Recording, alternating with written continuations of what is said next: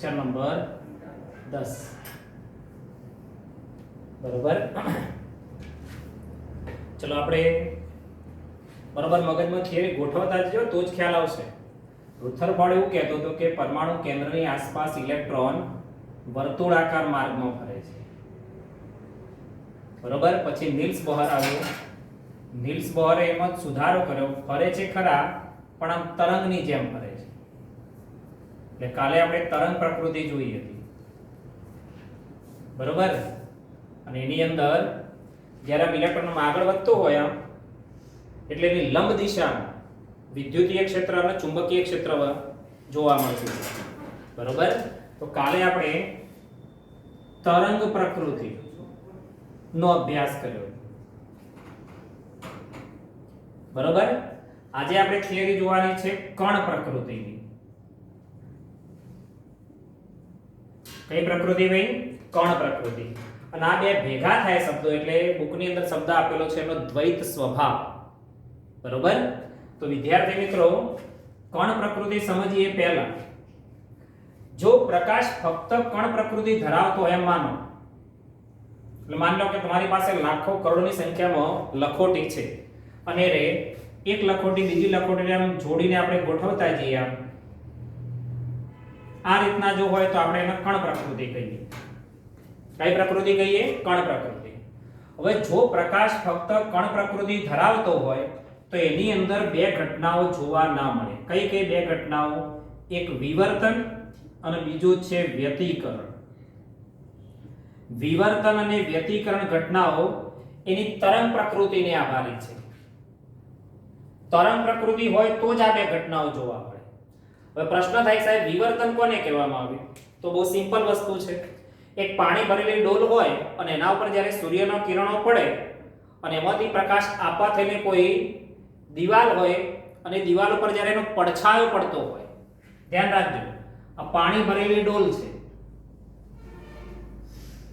બરોબર. અહીંયાથી સૂર્યપ્રકાશ આપાત થાય છે અને એની પાણી સપાટી છે ત્યાંથી અથડાઈને આમ કોઈ દીવાલ હોય અને દીવાલ ઉપર એની ભાત પડતી હોય, ભાત, તો એ ઘટનાને આપણે વિવર્તન કહીએ છીએ. શું કહીએ છીએ? વિવર્તન. હવે જુઓ અહીંયા પાણીની ડોલ સેટ તમે નીચેથી હલાવશો તો આ ભાત આમ થોડી પણ ઝળહળશે. બરોબર. તો એ ઘટનાને આપણે વિવર્તન તરીકે ઓળખીએ છીએ. ચલો વ્યતિકરણ કોને કહીશું? તો માની લો કે આ એક મોટું તળાવ છે. બરોબર. આ એક મોટું તળાવ છે.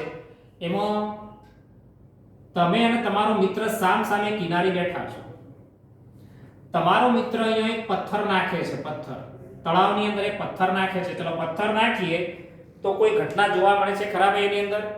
તો એની અંદર આમ ગોળ ગોળ તરંગો મોટા થતા થતા આમ કિનારી તરફ આવતા તમને જોવા મળશે. ક્લિયર વસ્તુ આ રહી? હવે આ બાજુનો મિત્ર પણ તળાવની અંદર પથ્થર નાખે છે તો એની અંદર પણ આમ તરંગો મોટા થતા થતા કિનારી તરફ આવતા હોય એવું જોવા મળે છે. જોઈ લો. તો અહીંયા બે તરંગો ભેગા થાય છે. જોઈ લો. દેખાય છે દરેકને? અને જો બે તરંગો ભેગા થતા હોય આ રીતે એ ઘટનાને કહેવામાં આવે છે વ્યતિકરણ. એ ઘટના કઈ ઘટના કહેવામાં આવે ભાઈ? વ્યતિકરણ. બરોબર. ચલો બીજી રીતે ઉદાહરણ આપીને સમજાવો કે વ્યતિકરણ કોને કહેવામાં આવે? તો સર વિવર્તન શીખવાડજો. વિવર્તન એટલે પાણી ભરેલી ડોલ જોઈ છે ભાઈ? પાણી ભરેલી ડોલ જોઈ છે? હા કે ના? હા. એના પર સૂર્યપ્રકાશ પડે અને એ ડોલમાંથી તરંગો આપાત થઈ કોઈ છોડો હોય, છોડો ઘેર પ્રયોગ કરી જોજો આજે. એના પર એક પ્રકારની ભાત ઉપસી આવશે. બરાબર. કોઈ જગ્યાએ છોડો હોય તો એ જગ્યા પર એની ભાત ઉપસી આવશે. તો એ ઘટના તમારી વિવર્તન ઘટના છે. વિવર્તન ઘટના વ્યતિકરણ ઘટના કોને કહેવામાં આવે? તો બે મિત્રો તળાવની કિનારે પર બેઠા બંને જણા પથ્થર નાખે તો તરંગો મોટા થતા થતા બંને તરંગો એકબીજાને અથડાશે. બંને તરંગો એકબીજા સાથે અથડાય છે. ઘટનાને પણ વ્યતિકરણ કહેવામાં આવે. ચલો બીજું એક ઉદાહરણ લઉં છું. જુઓ વ્યતિકરણનું. ચલો આપણા ઘરે આ બલ્બનો એક ગોળો ચાલુ છે. ના બલ્બના ગોળામાંથી આમ તરંગો સ્વરૂપે પ્રકાશ બહાર આવી રહ્યો છે. બરોબર. ચલો આની વચ્ચે હું એક સ્લિટ મૂકી દઉં. સ્લિટ. આ એક સ્લિટ મૂકેલી છે. હવે જોજો જ્યારે પ્રકાશ આ રીતના આગળ વધતો હશે તો હવે પ્રકાશ આમાંથી પસાર નહીં થઈ શકે, પણ વચ્ચે જે પેલી ગેપ છે, ગેપ, એ ગેપમાંથી પસાર થતો થતો બહાર નીકળશે, અને બહાર નીકળશે એટલે ફરી પાછા મોટા મોટા તરંગો આમ જોવા મળશે. બરોબર. હવે આવી હું બીજી બે સ્લીટો મૂકી દઉં, એક અને આ બે વચ્ચે ગેપ રાખી છે. જુઓ અહીં એક અહીંયા પણ ગેપ છે ને એક અહીંયા પણ ગેપ છે. તો આ પ્રકાશ જ્યારે આમાંથી બહાર નીકળતો નહીં, આમાંથી બહાર નીકળશે, જો અહીંથી બહાર નહીં નીકળી શકે, પણ જે જગ્યા પર ગેપ છે, ગેપ, એમાંથી બહાર નીકળશે, અને એમાંથી બહાર નીકળતો આવા તરંગો સ્વરૂપે બહાર આવશે. હવે જો આ બીજી એક ગેપ છે, આ બીજી ગેપમાંથી પણ પ્રકાશ બહાર નીકળશે. તો અહીંયા બે તરંગો ભેગા થાય છે. જુઓ, દેખાય છે દરેકના? અને બે તરંગો જો ભેગા થાય, બે તરંગો જો ભેગા થતા હોય, એ ઘટના તમારી વ્યતિકરણની ઘટના છે. તો વિવર્તન અને વ્યતિકરણ તરંગ પ્રકૃતિના લીધે જ જોવા મળે. કોના લીધે જોવા મળે ભાઈ? તરંગ પ્રકૃતિના લીધે. પાણી ભરેલી ડોલમાંથી એમાંથી નીકળતા પ્રકાશના તરંગો કોઈ છોડા પર અથડાય, એ ઘટના વિવર્તન. અને બે તરંગો જ્યારે અથડાય બીજા સાથે આ સ્લિટમાંથી, તો એ ઘટના તમારી વ્યતિકરણની ઘટના છે. બરોબર. તો તરંગ પ્રકૃતિ હોય તો જ આ બે જોવા મળે. હવે આપણે જોવાનું છે, તમે બુકમાં વાંચો એટલે વિદ્યુત ચુંબકીય કણ સ્વભાવ. કણ સ્વભાવમાં પહેલો શબ્દ લખેલો છે વિવર્તન અને વ્યતિકરણ. બરોબર. હવે આપણે આ થિયરીની અંદર એક શબ્દ આવશે ક્વોન્ટમ. હવે ક્વોન્ટમ શબ્દ કોને કહેવામાં આવે પહેલા એ સમજી લો. ક્વોન્ટમ શબ્દ કોના માટે વપરાય છે? બરોબર. તો મેં તમને એક ઉદાહરણ પહેલા પણ આપેલું છે ને એક બીજું પરિવાર ઉદાહરણ આપું છું. જો અહીંયા ચલો, એક બંદૂક છે,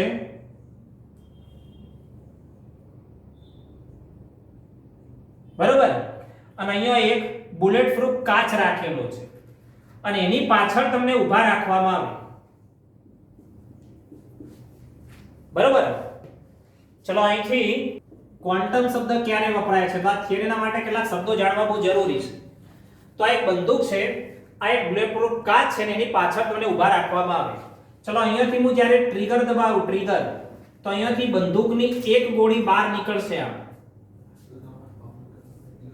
બહાર નીકળશે, જ્યારે કાચને અથડાશે જેવી, એટલે તરત જ અવાજ આવશે, ઢળામ કરતો અવાજ આવશે, અને આપણને ખબર પડે છે, કહેવાનો મતલબ કે અહીંયાથી એક ગોળી આવીને અથડાય છે, બીજી ગોળી મારશે એટલે ફરી પાછી આવીને અથડાશે, ત્રીજી, ચોથી, પાંચમી, એમ 6 ગોળીઓ વારા પરથી બહાર નીકળે છે.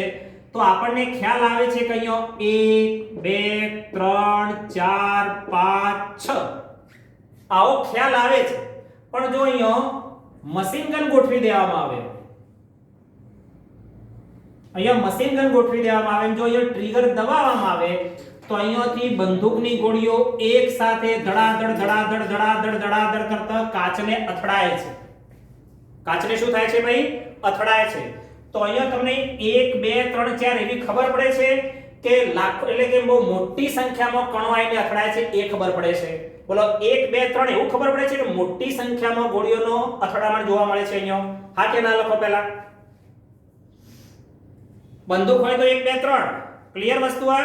તો એનો મતલબ કે તમને અહીંયા અહેસાસ થયો કયો ધડાધડ ગોળીઓ લાઈનસર ચાલી જ આવે છે, બહુ મોટા જથ્થાની અંદર બહાર આવી રહી છે. તો એ જ વસ્તુ છે અહીંયા. આ જે ગોળી બહાર આવે છે ને દળ હોય છે, દળ, અને એનો વેગ હોય, અને જેનો દળ હોય અને વેગ હોય તો એની અંદર ઊર્જા સમાયેલી હોય. એની અંદર શું સમાયેલું હોય? ઊર્જા. હવે આ જ વસ્તુ તમારા ઘેર જે ટ્યુબલાઇટ છે એના માટે હવે સમજી લો. તો તમારા ઘેર જે ટ્યુબલાઇટ છે, હવે તમે અહીંયા ઊભા છો, તો ત્યાંથી લાખોની સંખ્યામાં આખો પેકેટ આવી રહ્યો છે, અને આઈને તમને અથડાય છે, સતત અથડાયા કરે છે. અને એટલા માટે કહેવામાં આવે છે કે એ બધા ઊર્જાના કણો છે, કારણ કે એને દળ પણ છે અને વેગ પણ છે. જો દળ અને વેગ હોય તો એની અંદર ઊર્જા સમાયેલી હોય. શું સમાયેલું હોય? ઊર્જા. અને એના માટે મેક્સ પ્લાન્કે એવા, હવે તમે તમારા ઘેર તમારા મમ્મીને કહી શકો છો કે મમ્મી, આ જે ટ્યુબલાઇટ છે એમાંથી અસંખ્ય મોટી સંખ્યામાં બધા પેકેટ આવીને મને અથડાઈ રહ્યો છે. એ બધા ઊર્જાના કણો છે. બધા કયા કણો છે? ઊર્જાના. અને એના માટે મેક્સ પ્લાન્કે શબ્દ વાપર્યો ક્વોન્ટમ. કયો શબ્દ વાપર્યો? અવિરત જથ્થો. કયો જથ્થો? અવિરત જથ્થો આને સતત અથડાયા જ રાખે છે, અથડાયા જ રાખે છે. એમાં અતિ સૂક્ષ્મ નાના નાના કણો રહેલા છે, અને એની અંદર વેગ છે, એનો મતલબ કે દળ પણ છે અને વેગ છે ને સતત અથડાયા કરે છે આપણને, અને આપણે એને ખબર ના પડે કારણ કે બહુ મોટી સંખ્યામાંથી એમાંથી કણો બહાર આવે છે. તો જેમ પેલા બંદૂકમાંથી બહુ મોટી સંખ્યામાં ગોળીઓ બહાર નીકળતી હોય તો આપણને ફક્ત એનો અનુભવ જ થાય, 1 2 3 4 નીકળતી હોય તો આપણને ખ્યાલ આવે. એમ ટ્યુબલાઇટમાંથી બહુ મોટી સંખ્યામાં, આવું જોજો શબ્દ, બહુ મોટી સંખ્યામાં ગણી ના શકાય એવા પેકેટ આવી રહ્યા છે, પેકેટ, અને બધા ઉર્જાના પેકેટ છે. એટલે બુકમાં શબ્દ લખ્યો છે અવિરત જથ્થો, ઉર્જાનો અવિરત જથ્થો. ને એના માટે શબ્દ વાપર્યો મેક્સ પ્લાન્કે ક્વોન્ટમ. કયો શબ્દ વાપર્યો? ક્વોન્ટમ. ચલો ક્લિયર વસ્તુ આ રહી. હા કે ના લખો. ક્વોન્ટમ શબ્દ કોના માટે વાપર્યો? તો તમે બોલી શકો છો, ટ્યુબલાઇટ હોય ત્યાંથી ઉભા રહીને બોલી શકો છો કે ટ્યુબલાઇટમાંથી બહુ મોટી સંખ્યામાં પેકેટ બહાર આવી રહ્યો છે અને મને અથડાય છે. એટલે અવિરત જથ્થો, સતત જથ્થો નહીં હો, અવિરત જથ્થો. બરોબર? ચલો એના માટે શબ્દ વપરાય છે ક્વોન્ટમ. તો આ થિયરીમાં છેલ્લે લખેલું આવશે ક્વોન્ટમ શબ્દ, તે ક્વોન્ટમ શબ્દ એના માટે વપરાયો છે. ક્લિયર વસ્તુ આ રહી. ચલો હવે મેક્સ પ્લાન્કે કણ સિદ્ધાંત રજૂ કર્યો, વિદ્યુતીય ચુંબકીયનો કણ સ્વભાવ. વિદ્યુતીય ચુંબકીય નો કણ સ્વભાવ, એનો મતલબ કે પ્રકાશ કણોનો બનેલો છે. આવો કણ 1 2 3 4 5 6 કરોડો ખરવો એવી સંખ્યામાં, બરોબર? તો પ્રકાશ કણોનો બનેલો છે, એના માટેની આ થિયરી છે. તો એની અંદર આપણે 3 4 વસ્તુઓ જોઈ શકીએ છીએ. કાળા પદાર્થમાંથી વિકિરણનું ઉત્સર્જન, બરાબર? કાળા પદાર્થમાંથી વિકિરણના ઉત્સર્જનનો સ્વભાવ. હવે પહેલો પ્રશ્ન થાય કે સાહેબ કાળો પદાર્થ એટલે શું? બરાબર? તો એવો આદર્શ પદાર્થ, જોજો ધ્યાન આપજો, આદર્શ એવો પદાર્થ કે જે દરેક આવૃત્તિએ શોષણ અને ઉત્સર્જન કરે છે. એવા પદાર્થને કહેવામાં આવે કાળો પદાર્થ. કોઈ પણ આવૃત્તિ હોય તો આવૃત્તિ V બરાબર C upon લેમ્બડા. કાલે આપણે સૂત્ર જોયું હતું. બોલો, આવૃત્તિ V બરાબર C upon લેમ્બડા. કોઈ પણ આવૃત્તિ હોય, 1 હોય 2 હોય 3 હોય 4 હોય 500 હોય 600 હોય, કોઈ પણ આવૃત્તિ, એમ કોઈ પણ આવૃત્તિએ ઊર્જાનું શોષણ થવું જોઈએ અને ઉત્સર્જન થવું જોઈએ. તો એવા પદાર્થને કહેવાય કાળો પદાર્થ. કયો પદાર્થ ભાઈ? કાળો પદાર્થ. બરોબર? ચલો બીજું શબ્દ છે કાળો પદાર્થ. કોને કહેવામાં આવે? તો કોઈ પણ આવૃત્તિનો દાખલા ગણી શકાય. આવૃત્તિ V બરાબર C upon લેમ્બડા. C એટલે પ્રકાશની ગતિ, 3 × 10⁸ મીટર પ્રતિ સેકન્ડ. તરંગ લંબાઈ તમને ગમે તે આપે, 300 નેનોમીટર, 400 નેનોમીટર, 1 નેનોમીટર, 2 નેનોમીટર, ગમે તે આપે. તો એ બેનો ભાગાકાર કરો એટલે આવૃત્તિ મળે કે ના મળે? હા કે ના? ચલો લખો. C upon લેમ્બડા નો ભાગાકાર કરો તો બોલો આવૃત્તિ મળે કે ના મળે? હવે એ આવૃત્તિ ગમે તે આવે, 1 2 3 4 5 500 600 1000 જે આવી હોય આવે, તો દરેક આવૃત્તિએ ઊર્જાનું શોષણ થવું જોઈએ અને એનું ઉત્સર્જન થવું જોઈએ. તો એવા પદાર્થને કહેવાય કાળો પદાર્થ. કયો પદાર્થ ભાઈ? કાળો પદાર્થ. બરોબર? ચલો હવે બીજા નંબરનું છે કે જ્યારે ધાતુની સપાટી પર વિકિરણ અથડાય છે, ધાતુની સપાટી પર વિકિરણ અથડાય છે ત્યારે ઇલેક્ટ્રોન ઉત્સર્જિત થાય છે. ઇલેક્ટ્રોન શું થાય છે ભાઈ? ઉત્સર્જિત થાય છે. તો આ પ્રયોગ કરવો હોય તો ઘરમાંથી થાળી લઈને તડકો ઊભા રહેવાનું. થાળી લેશો, કોપરની કોઈ ધાતુ લેશો, ઝીંકની કોઈ ધાતુ લેશો, તો આ થાળી લઈને ઊભા રહે એટલે ધાતુ સૂર્યમાંથી આવી કિરણ એને અથડાશે અને કોઈ છોડા પર તમે કેટલીક વખત રમત રમેલા હશો, તમારા ભાઈ કે બેન બેઠેલા હશો તો એના પર તમે આ રીતના એક પ્રકારનો તડકો પાડવાનો પ્રયત્ન કરેલો હશે. તો એ ઘટનાને કહેવામાં આવે છે ફોટો ઇલેક્ટ્રિક અસર. ફોટો ઇલેક્ટ્રિક અસર. તો મેં કીધું એ પ્રમાણે ઘરમાંથી કોઈ પણ કોઈ પણ સ્ટીલનું વાસણ લઈ તળતો ઊભા રહો તો સૂર્ય એના પર નથડાશે એટલે ઇલેક્ટ્રોનનું ઉત્સર્જન કરશે. બરોબર. ત્રીજું છે ઘન પદાર્થની ઉષ્માધારિતા એ તાપમાનનું વિધેય છે. ઘન પદાર્થની ઉષ્માધારિતા. હવે આ થિયરી આપણે અહીંયા ભણવાની નથી, આપણે તો ફક્ત એક જ વસ્તુ ભણવાની છે, કાળા પદાર્થનો. અહીંયા 4 થિયરીનો ઉલ્લેખ છે. તો 1 2 થિયરી, આની આપણે કોઈ થિયરી ભણવા નથી, આપણે અલગમાં કોઈ એક જગ્યા પર આવશે. ઉષ્માધારિતા, જેને Q સંકેતથી આપણે ઓળખીએ છીએ. અને ચોથું છે હાઇડ્રોજન ઉત્સર્જન વર્ણપટ. તો આ થિયરી હું તમને એક આકૃતિ દોરી સમજાવવા કે અંદર હાઇડ્રોજન વાયુ ભરવામાં આવે અને એનું ઉત્સર્જન વર્ણપટનો અભ્યાસ કરવામાં આવે. બરોબર. તો આપણા બુકમાં ફક્ત એક થિયરી આપેલી નથી. ઘન પદાર્થોની ઉષ્માધારિતા એ તાપમાનનું વિધેય છે. બરોબર. એ થિયરી આપણે બીજાની અંદર થોડો એક નાનો અભ્યાસ આવશે. બરોબર. તો આપણે મેક્સિમમ આ 3 નો અભ્યાસ કરવાનો છે. કાળા પદાર્થમાં વિકિરણનું ઉત્સર્જનનો સ્વભાવ, બીજું ફોટો ઇલેક્ટ્રિક અસર અને ત્રીજું છે હાઇડ્રોજન ઉત્સર્જન વર્ણપટ. તો આપણે આ જોઈએ છે. સૌથી પહેલા જુઓ હવે કાળા પદાર્થમાં વિકિરણનું ઉત્સર્જન. બોલો.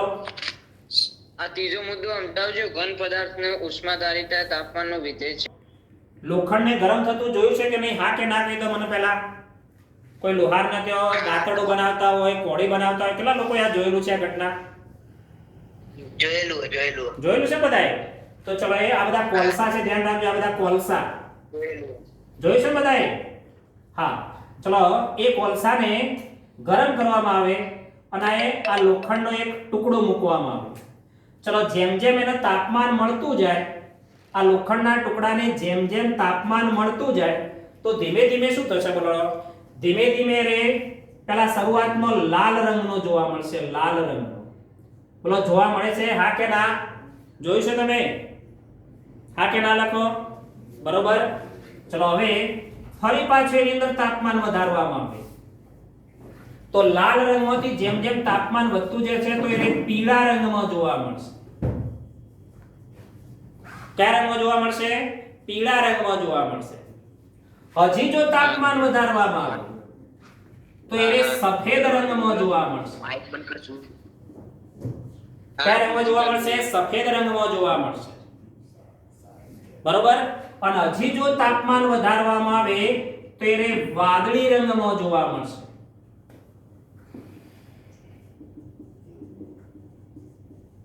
કયા રંગમાં જોવા મળશે? બોલો. વાદળી રંગમાં જોવા મળે છે. ચલો શરૂઆતમાં મેં જ્યારે ગરમ કર્યું ત્યારે લોખંડનો ટુકડો કેવા રંગમાં જોવા મળે? લાલ રંગ. હજી વધારે તાપમાન વધારવામાં આવે તો પીળો રંગ. હજી એના તાપમાનમાં વધારો કરવામાં આવે તો સફેદ રંગમાં જોવા મળે. હજી પણ જો એના તાપમાનમાં ખૂબ જ અતિશય વધારો કરી દેવામાં આવે તો એને વાદળી રંગમાં જોવા મળે છે. કયા રંગમાં? વાદળી રંગમાં. એનો મતલબ કે જ્યારે તમને શરૂઆતમાં લાલ રંગમાં જોવા મળે છે તો એની આવૃત્તિ ઓછી હોય. ઓછી આવૃત્તિએ કઈ આવૃત્તિએ ભાઈ? ઓછી આવૃત્તિ એ લાલ રંગમાં જોવા મળે છે અને ઊંચી આવૃત્તિ, ખૂબ જ ઊંચી આવૃત્તિ હોય ત્યારે એ વાદળી રંગમાં જોવા મળે છે. હવે જોજો, અહીંયા ધ્યાન રાખજો. આવૃત્તિ v = c/λ. ક્લિયર? આવૃત્તિનું મૂલ્ય નાનું હોય એનો મતલબ કે તરંગ લંબાઈ મોટી હોય. જોજો આરે તરંગ લંબાઈ એ આવી મોટી તરંગ લંબાઈ હોય, તરંગ મોટો હોય. બરોબર? તો આવૃત્તિનું મૂલ્ય નાનું હોય તો તરંગ લંબાઈનું મૂલ્ય મોટું હોય. અને ઊંચી આવૃત્તિ એનો મતલબ કે આવૃત્તિ v = c/λ. આવૃત્તિનું મૂલ્ય જો ઊંચું હોય, ખૂબ જ મોટું હોય તો તરંગ લંબાઈ નાની હોય. એનો મતલબ કે આ તરંગ લંબાઈ નાની જતી હોય. તો આ બે ચિત્ર જોઈ જુઓ. આ તરંગ લંબાઈ બહુ મોટી છે અને આ તરંગ લંબાઈ ખૂબ નાની છે. તો જ્યારે શરૂઆતમાં ગરમ કરવામાં આવે છે ત્યારે ઓછી આવૃત્તિ હોય ત્યારે લાલ રંગમાં જોવા મળે છે અને જ્યારે ઊંચી આવૃત્તિ હોય ત્યારે એને વાદળી રંગમાં જોવા મળે છે. અને એની અંદર જ આ વ્યાખ્યા લખેલી છે કે કાળો પદાર્થ કોને કહેવામાં આવે? બુકની અંદર તમે જે કહીએ છીએ કાળો પદાર્થ કોને કહેવામાં આવે તો એ દરેક આવૃત્તિ જોવા મળી. જુઓ, લાલ રંગ જોવા મળ્યો, પીળો રંગ જોવા મળ્યો, સફેદ રંગ જોવા મળ્યો, વાદળી રંગ જોવા મળ્યો. તો એનો મતલબ કે આવૃત્તિ પણ જુદી જુદી હોય. અને આવૃત્તિ જુદી જુદી હોય તો દરેક વખતે અંદર શોષણ થતું હોય અને ઉત્સર્જન થતું હોય. શું જોવા મળતું હોય? શોષણ થતું હોય ને ઉત્સર્જન જોવા મળતું હોય. તો એવો આદર્શ પદાર્થ કે જે દરેક આવૃત્તિ ઊર્જાનું શોષણ પણ કરતા હોય અને ઉત્સર્જન કરતા હોય તો એને કહેવામાં આવે છે કાળો પદાર્થ. કયો પદાર્થ ભાઈ? કાળો પદાર્થ તરીકે ઓળખવામાં આવે છે. બરોબર. હવે અંદરની તમને બુકની એક એક લીટીના આધારે સમજાવું. ચલો સૌથી પહેલા બુક તમારી પાસે દરેક પાસે છે, લઈને બેસજો. તો સૌથી પહેલા જ્યારે ઘન પદાર્થને ગરમ કરવામાં આવે છે ત્યારે તે વિશાળ વિસ્તાર ધરાવતી તરંગ લંબાઈ વાળા વિકિરણનું ઉત્સર્જન કરે છે. લાલ રંગ, પીળો રંગ, સફેદ રંગ, વાદળી રંગ. તો V બરાબર C upon લેમ્બડા, V બરાબર C upon લેમ્બડા, V બરાબર C upon લેમ્બડા, V બરાબર C upon લેમ્બડા. તો દરેક વખતે જો તરંગ લંબાઈ જોવા મળે. બહુ મોટા જથ્થાની અંદર આ તરંગ લંબાઈઓ અહીંયા જોવા મળે. એથી આગળ જુઓ, ઉદાહરણ તરીકે લોખંડના સળિયાને ભઠ્ઠીમાં ગરમ કરીએ તો પ્રથમ તે લાલ થાય છે, ત્યારબાદ ધીમે ધીમે તાપમાનમાં વધારો કરતા વધારે લાલ થતો જાય. હજુ વધુ ગરમ કરવામાં આવે તો સફેદ બનતો જાય અને ત્યારબાદ ખૂબ જ ઊંચા તાપમાને વાદળી બને છે. એનો મતલબ કે અહીંયા જુદી જુદી આવૃત્તિ જોવા મળે. V બરાબર C upon લેમ્બડા લાલ રંગ, વધારે ઘાટો લાલ રંગ તો V બરાબર C upon લેમ્બડા. આછો પીળો થાય ત્યારે પણ V બરાબર C upon લેમ્બડા. સફેદ રંગ થાય ત્યારે પણ V બરાબર C upon લેમ્બડા અને વાદળી થાય ત્યારે પણ V બરાબર C upon લેમ્બડા. એનો મતલબ કે જુદી જુદી આવૃત્તિ મળે આપણને. શું મળે ભાઈ? જુદી જુદી આવૃત્તિ. આવૃત્તિ બદલાઈ જાય તો તરંગ લંબાઈ પણ બદલાઈ જાય કારણ કે V બરાબર C upon લેમ્બડા. બરોબર. હવે જો અહીંથી આગળ આનો અર્થ એમ થાય છે કે તાપમાન જેમ જેમ વધારવામાં આવે છે તેમ તેમ તેમની આવૃત્તિ નીચા મૂલ્યથી ઊંચા મૂલ્ય તરફ જાય છે. હવે જુઓ, જેમ જેમ આપણે તાપમાન વધારતા જઈએ છીએ તો અહીંયા હું એક આલેખ દોરેલો છે, આલેખ બતાવું છું. જોજો, આલેખમાં હું જે બાજુ લીટી દોરું ને સમજજો પહેલા, પછી તમે એના પર ધ્યાન આપજો. ચલો અહીંયા આલેખ દોરીએ છીએ આવૃત્તિ વિરુદ્ધ તરંગ લંબાઈ. ચલો આપણી y ધરી, આ આપણી x ધરી અને આ આપણે y ડેશ કહી દઈએ છીએ. આને ધ્યાન રાખજો. y ડેશ ઉપર ટેમ્પરેચર લીધું છે, તાપમાન T. અહીંયા લીધેલું છે આવૃત્તિ એટલે કે એની તીવ્રતા અને અહીંયા લીધેલી છે એની તરંગ લંબાઈ. ચલો આપણે બે આલેખ દોરીએ છીએ. T1 તાપમાને આ T1 તાપમાન અને બીજું છે આ T2 તાપમાન. ચલો કેટલા વિદ્યાર્થીઓને ખબર પડે છે કે T2 તાપમાન વધારે છે T1 કરતો? જો અહીંથી આ બાજુ અંડરલાઈન કરતા જો આ બાજુ, તો આ T2 તાપમાન તમારું માની લો અને અહીંથી આ કરો, આ બાજુ અહીં લીટી લોબી કરો તો આ T1. તો આ T1 ટેમ્પરેચર અને આ T2 ટેમ્પરેચર. બોલો આ બેમાંથી કયું તાપમાન વધારે? જેમ ઉપર જેમ તાપમાન વધે, આ બાજુ જેમ ઉપર જેમ આવૃત્તિ વધે, ના બાજુ જેમ તરંગ લંબાઈ વધે. શું વધે ભાઈ? તરંગ લંબાઈ. ચલો તો T2 તાપમાન એટલે કે T2 ગ્રેટર ધેન T1. ચલો આ ખબર પડી ગઈ. આ રીતના લીટી લોબી કરો, બાજુ દોરતા જાઓ, પેન્સિલ થી બુકની અંદર કરો. બરાબર. હવે જો વાક્ય સમજો. હવે જો બુકની અંદર વાક્ય લખ્યું છે સમજાવું છું. તેમ તેમ તેની આવૃત્તિ નીચા મૂલ્યથી ઊંચા મૂલ્ય તરફ જાય છે. જોજો અહીંયા પર T1 આ T2 ટેમ્પરેચર માટે લઉં છું. જોજો, ચલો એ અહીંથી આ બાજુ આવું, આ બાજુ, અને અહીંથી આ બાજુ જઉં છું. જુઓ એ આ બાજુ, તો અહીંથી આટલા ઉપર ગયા તો આ તમારી આવૃત્તિ વધી ગઈ. જુઓ, તો અહીંથી જેમ જેમ અહીંથી ઉપર જાય એટલે નીચા મૂલ્યથી ઊંચા મૂલ્ય તરફ જાય છે. આ અંડરલાઈન કરતા જાઓ, એક એક ટપકું મૂકતા જાઓ. નીચા મૂલ્યથી ઊંચા મૂલ્ય તરફ જાય છે. ઓગળીથી અડતા જાઓ, બોલતા જાઓ.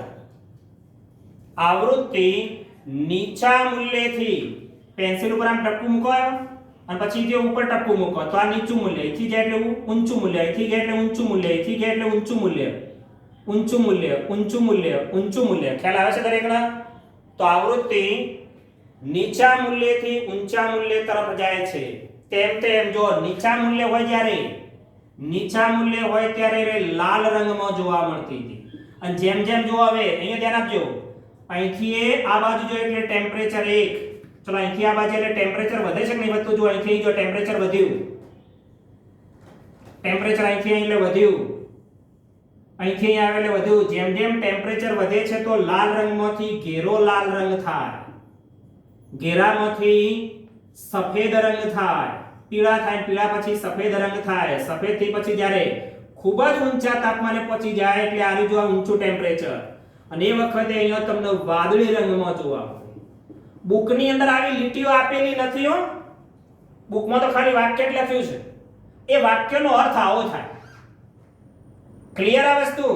તો જેમ જેમ જો અહીંથી આ નીચી આવૃત્તિ, અહીંથી ઉપર જાય એટલે ઊંચી આવૃત્તિ, તો નીચા મૂલ્યથી ઊંચા મૂલ્ય તરફ જતો, બરોબર? તો પેલો આવૃત્તિ ઓછી હોય તો લાલ રંગ, થી ઘેરો લાલ રંગ, સફેદ રંગ, વાદળી રંગમાં પરિણમે આ વસ્તુ. ક્લિયર વસ્તુ? તો આ રીતનો એક આલેખમાં આ લીટી આ કહેવા માંગે છે. તો આ રીતના બાજુની અંદર કાગળમાં આવું દોરો અને આનો y ડેશ ઉપર તાપમાન બતાવી દો, તારે આ આલેખ ખ્યાલ આવે. બરોબર?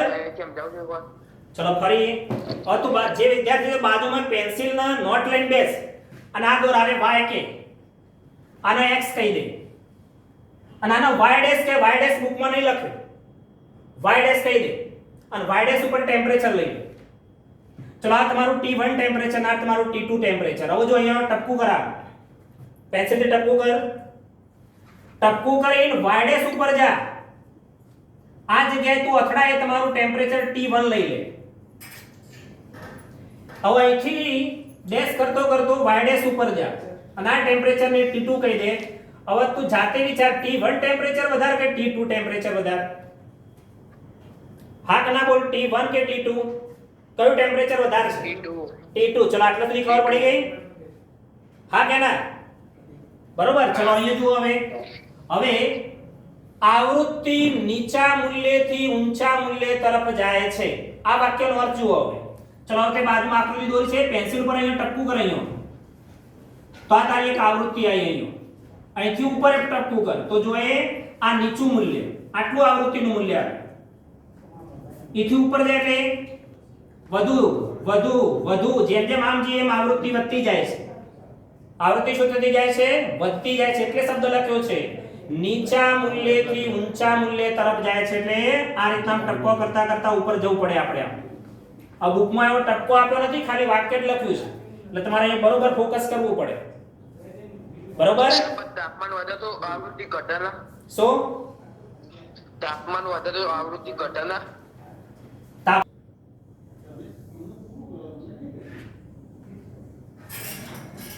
ચલો આપણી y ધરી, આ આપણી x ધરી, અને આ આપણી y ડેશ ધરી.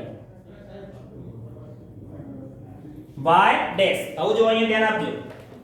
દરેક વિદ્યાર્થી તમારી પાસે બુક હશે તો તીવ્રતા વિરુદ્ધ વિકિરણની આવૃત્તિની તીવ્રતા એ ફક્ત તાપમાન ઉપર આધારિત છે. નીચે અંડરલાઈન કરો. હવે જો એના પછીનું વાક્ય, હવે તમે જે કહેતા હતા તાપમાન ઉપર આધારિત છે રે, એ હવે આવે છે. ચલો આવું જોજો. કોઈ પણ આપેલ તાપમાને ઉત્સર્જિત વિકિરણની તરંગ લંબાઈ, ચલો આપણી પાસે બે આવા આલેખ છે, એક T1 અને બીજો છે T2. ચલો અહીંયા લઈ લઈએ છીએ તરંગ લંબાઈ અને અહીંયા લઈ લઈએ છીએ તીવ્રતા. કોની? તો આવૃત્તિની. ચલો કોઈ એક તાપમાને, જોજો વાક્ય, કોઈ આપેલ તાપમાને ઉત્સર્જિત વિકિરણની તીવ્રતા તરંગ લંબાઈના ઘટાડા સાથે વધે છે. તરંગ લંબાઈ જુઓ, ધ્યાન રાખજો. ચલો એ આ રહી. ચલો અહીંથી નીચે આવું મને શું મળે કેવડો? બોલો વિદ્યાર્થી મિત્રો, નીચે આવો તો જે જગ્યાએ ટચ થાય વસ્તુ મળે, શું મળે? તરંગ લંબાઈ. શું મળે? તરંગ લંબાઈ. ચલો એ ઇથી આ બાજુ આવો.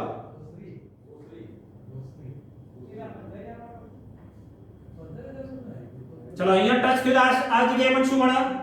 આવૃત્તિ. શું મળે? આવૃત્તિ. હવે તરંગ લંબાઈ ના ઘટાડા સાથે ઘટવાનું શરૂ કરે છે.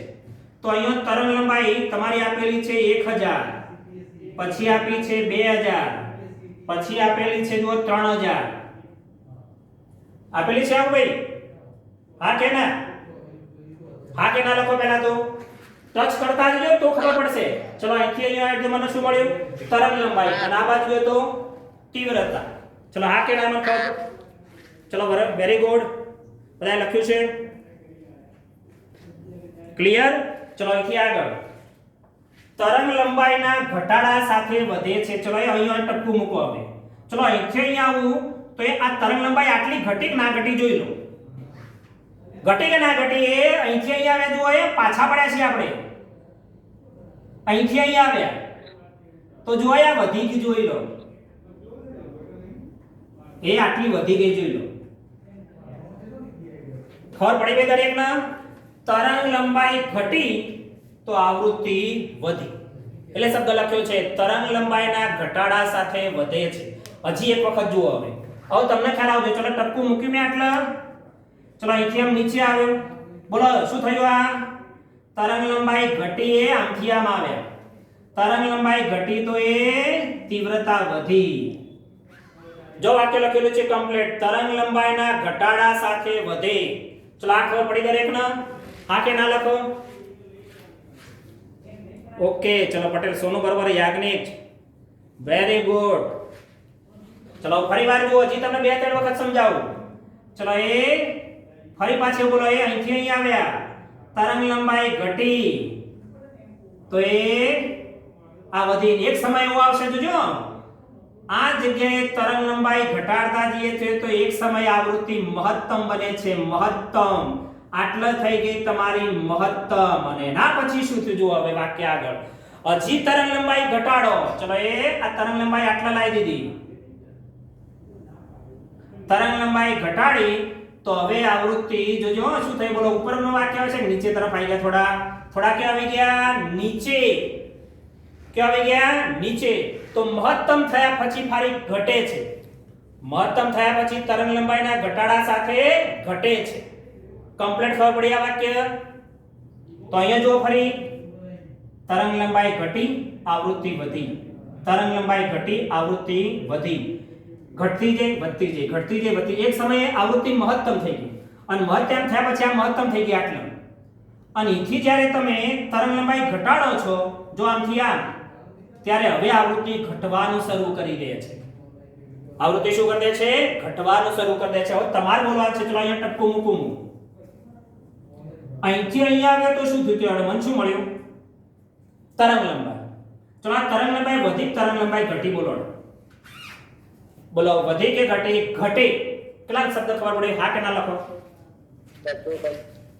ઘટે વેરી ગુડ ટપકું લાવો બોલો અહીંથી ટપકું લાવો છો બોલો આવૃત્તિ વધે છે કે આવૃત્તિ હવે ઘટે છે ઘટે વેરી ગુડ ઘટે છે એટલે બુકમાં લખ્યું છે જુઓ હવે તીવ્રતા ફરી બોલું છું આખું કોઈ આપેલ તાપમાને ઉત્સર્જિત વિકિરણની તીવ્રતા તરંગ લંબાઈના ઘટાડા સાથે વધે ઘટે વધે ઘટે વધે પછી એક સમય મહત્તમ થાય અને મહત્તમ થયા પછી જ્યારે તરંગ લંબાઈ ઘટાડો છો ત્યારે તીવ્રતા ઘટે છે એટલે પેલું તાપમાન ઉપર હવે એના પર આધાર રાખે ક્લિયર વસ્તુ આ તો તમે બધા બોલો બુકમાં જોઈને વાક્ય જાતે ઉત્સર્જિત વિકિરણની તીવ્રતા તરંગ લંબાઈના ઘટાડા સાથે વધે છે અને મહત્તમ થાય છે અને ત્યારબાદ તરંગ લંબાઈના ઘટાડા સાથે ઘટે છે ક્લિયર વસ્તુ આ તો આવું ચિત્ર દોરવું પડે તો આ આલેખ સમજાય બાકી કદી ખબર ન પડે આલેખ આ રીતના દોરવો પડે આલેખ જે બુકોમાં ના આપેલું હોય બધું ક્લિયર વસ્તુ મગજમાં બેસી ગયો હા કે ના લખો ચલો પેન્સિલ થી ઘેર દોરજો તો જ આવડશે બાકી નહીં આવડે વેરી ગુડ સરસ ચલો હવે આ આલેખ આખો હવે જો અહીંયા ધ્યાન આપજો હવે મેં પેલો શબ્દ કીધો તો એ પ્રમાણે કે અહીંયાથી આપણા ઘેર જે ટ્યુબલાઇટ હોય ને બોલો ટ્યુબલાઇટમાંથી 1 2 1 2 એવા કણ આવી રહ્યા છે તો બહુ મોટા જથ્થામાં પેકેટ આવી રહ્યો છે પેકેટ આવી રહ્યો છે તમે તમારા મમ્મીને કહી શકો છો મમ્મી તું ઘેર રોધો છે ને એટલે જ્યારે ઉપર ટ્યુબલાઇટ ચાલુ હોય ને તો ટ્યુબલાઇટમાંથી બહુ મોટી સંખ્યામાં પેકેટ આવીને તને અથડાતો હોય અને એ અવિરત જથ્થો હોય સતત જથ્થો નહીં, અવિરત જથ્થો હોય, અને એવા અવિરત જથ્થાને કહેવામાં આવ્યું ક્વોન્ટમ. કયો શબ્દ વપરાયો ભાઈ? ક્વોન્ટમ. ખબર પડી ગઈ હવે શબ્દ ક્વોન્ટમ શબ્દ કેમ આવ્યો રે? તો અવિરત જથ્થો, કારણ કે એ પણ એક નાના કણ છે અને આમ આગળ વધે જાય છે, એનો મતલબ કે એનો દળ પણ છે અને એનો વેગ છે, એનો મતલબ કે એની અંદર ઊર્જા સમાયેલી છે. તો તમારા ઘેર ટ્યુબલાઇટ બધાએ જોયેલી છે? હા કે ના લખો પહેલાડો. ટ્યુબલાઇટ જોઈ છે ભાઈ? હા. હવે ચલો, ટ્યુબલાઇટમાંથી નાના નાના કણો બહાર આવે છે, ખબર પડે છે? હા કે ના લખો? હા હા. ખબર પડે છે દરેકને? તો એ જોઈ શકાય કે અનુભવ કરી શકાય? અનુભવ કરી શકાય. એનો મતલબ કે મેં પહેલા જ કીધું હતું કે આ ચેપ્ટર ભણવું એટલે તમારો ઇમેજિંગ પાવર સ્ટ્રોંગ જોઈએ, તો આ ચેપ્ટર ખબર પડે. બરોબર? તો હવે અહીંયા તો આ થિયરીના ચલો આ ચિત્ર કમ્પ્લીટ ખબર પડી ગયું. હવે તો અહીંયા આવૃત્તિ જોજો, એક સૂત્ર તારવું છું ખાલી અહીં. ફોટોનની ઊર્જા, ફોટોનની ઊર્જા, ફોટોન એટલે પ્રકાશના કણો. ફોટોન એટલે પ્રકાશના કણો જે ટ્યુબલાઇટમાંથી આવી રહ્યા છે. ચલો, ટ્યુબલાઇટમાંથી આવી રહ્યા છે, એક બે એવા કણ આવે છે કે આખા પેકેટ એક પેકેટ અવિરત જથ્થામાં આવી રહ્યા છે, અવિરત જથ્થામાં આવી રહ્યા છે. તો ફોટોનની ઊર્જા E અને આવૃત્તિ V વચ્ચેનો સંબંધ નીચે પ્રમાણે છે. તો therefore E બરાબર hv, આ એક સૂત્ર છે. E એટલે ફોટોનની ઊર્જા, h એટલે પ્લાન્ક અચળાંક. આ થિયરી પ્લાન્ક નામના વૈજ્ઞાનિકે આપી, જેનું મૂલ્ય છે 6.626 × 10⁻34 જૂલ. બરોબર? આ પ્લાન્ક અચળાંક યાદ રાખવાનો છે, દાખલા ગણવા માટે કિંમત મૂકવામાં આવશે. બરોબર? ચલો હવે ભણી ગયા હતા v બરાબર c upon લેમ્બડા ભણ્યા હતા આપણે આગળ. ચલો આ v ની જગ્યાએ કિંમત મૂકી દો c upon લેમ્બડા. તો therefore E બરાબર hc upon લેમ્બડા. તો આ ફોટોનના એક કણની ઊર્જા ગણવાનું સૂત્ર છે. એનો મતલબ કે ટ્યુબલાઇટમાંથી પ્રકાશનો એક જ કણ બહાર આવતો હોય, એક જ. તમારે કે જે ટ્યુબલાઇટ છે ને, એમાંથી એક કણ પ્રકાશનો બહાર આવતો હોય તો એની ઊર્જા આ સૂત્રથી ગણાય. E બરાબર hc upon લેમ્બડા. E બરાબર જૂલ પ્રતિ સેકન્ડ. E બરાબર hc upon લેમ્બડા. ચલો આ સૂત્ર કોના માટે વાપરવાનું તો વિચારો. તમારે જે ટ્યુબલાઇટ છે ને, એમાંથી પ્રકાશનો એક કણ બહાર આવી રહ્યો છે, એક જ ઇલેક્ટ્રોન બહાર આવતો હોય, એક જ. એના માટે. હવે ચલો એમાંથી એક કણ બહાર આવતો હોય તો પેકેટે પેકેટ જથ્થા સ્વરૂપે બહાર આવતા હોય, તો આપણે એક મોલ માટે ગણવું પડે. એક મોલ, એક મોલ એટલે 6.022 × 10⁻23 જેને કહેવામાં આવે છે એવોગેડ્રો આંક. તો એક મોલ માટે ગણવું હોય તો બંને બાજુ n વડે ગુણી કાઢો. Ne બરાબર NaC upon લેમ્બડા. તો એક મોલ માટે દાખલો ગણવાનો કે એક મોલ ઇલેક્ટ્રોનની ઊર્જા શોધવાની. એટલે આમાંથી કેટલા કણ બહાર આવતા હોય? 6.022 × 10⁻23 આમ ઇલેક્ટ્રોન આમ બહાર આવતા હોય, બહાર. અને એની જ્યારે ઊર્જા ગણવી હોય તો આ સૂત્ર વાપરવાનું, અને એક જ ઇલેક્ટ્રોન માટે ગણવી હોય તો આ સૂત્ર વાપરવાનું. આ બુકમાં નથી, ધ્યાન રાખજો. તમને એમ થાય સાહેબ આ ક્યાંથી લાયા? એ બુકમાં નથી, પણ આપણે નીટ અને JEE માં આવે. તો આને જ કહેવામાં આવે છે એક આઇન્સ્ટાઇન મૂલ્ય.